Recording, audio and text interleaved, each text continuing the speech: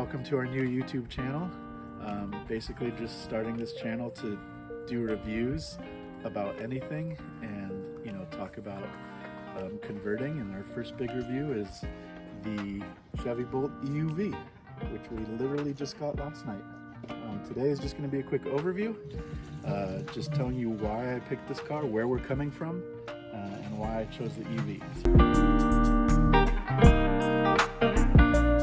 So basically, that car over there is an Acura TSX, and it is a 2007 Acura TSX, so we've had that for 16 years, and that is going to my son now.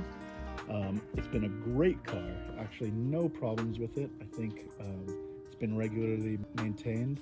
The only thing I've ever really had to do on it is change the starter. And then of course at the 90,000 miles we did, just the regular 90,000 maintenance of fuses and things like that. And then our other vehicle that we currently have is the Honda Odyssey, and is only about 10 or 11 years old, and that has 154,000 miles on it.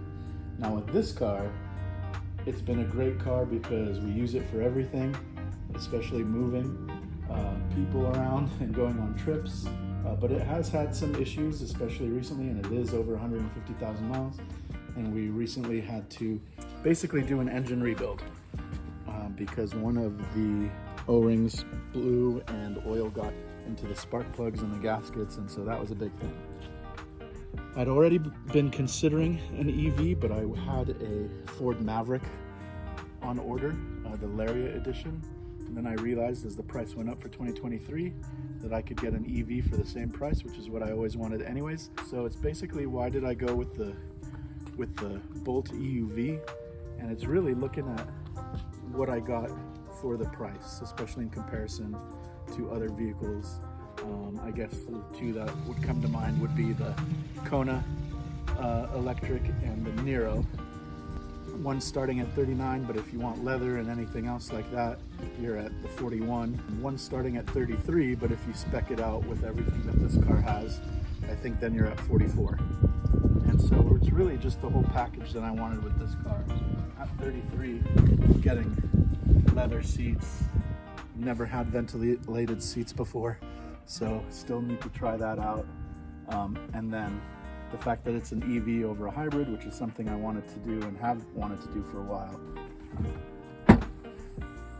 Now that's a couple $100, a few $100 that is included in that price, which you would have to buy separate, regular plug and 240 outlet, which is buried down below.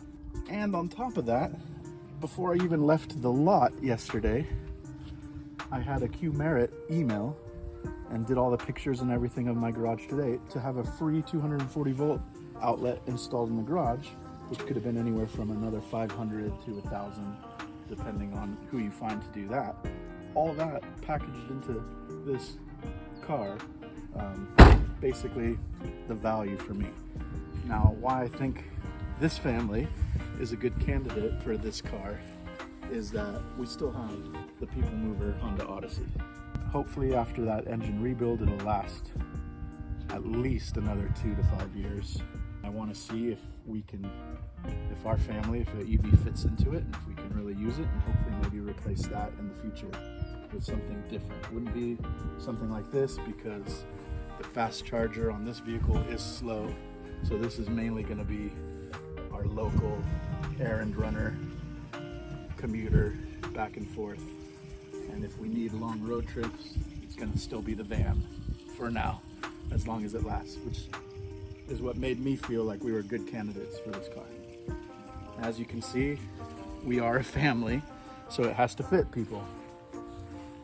This is my seat position with the tallest person in the car, or in the family, sitting behind my driving position. As you can see, his knees aren't even touching. Plenty of headroom, or barely? Barely. We're not a tall family. I'm 5'8", he is 5'8", so it makes sense that we would have a lot of room, and this works for us. As you can see, with my youngest in the family, she has plenty of room. And last last night. Even though it's warm and it's summertime, she tested the heated seats and she said they worked great. So that's another nice thing, because in the winter it does get cold here and it's nice to have heated seats in the back. That's the quick overview and why I decided to go with this vehicle. Just follow how we convert into an EV lifestyle and how we hopefully move away from ICE vehicles, because I'm kind of over them and over the maintenance. Follow us as we convert to an EV lifestyle, and hopefully I get my hands on other things that I can review throughout, tech, food, anything, and tune in for the other videos. All right, see you guys later.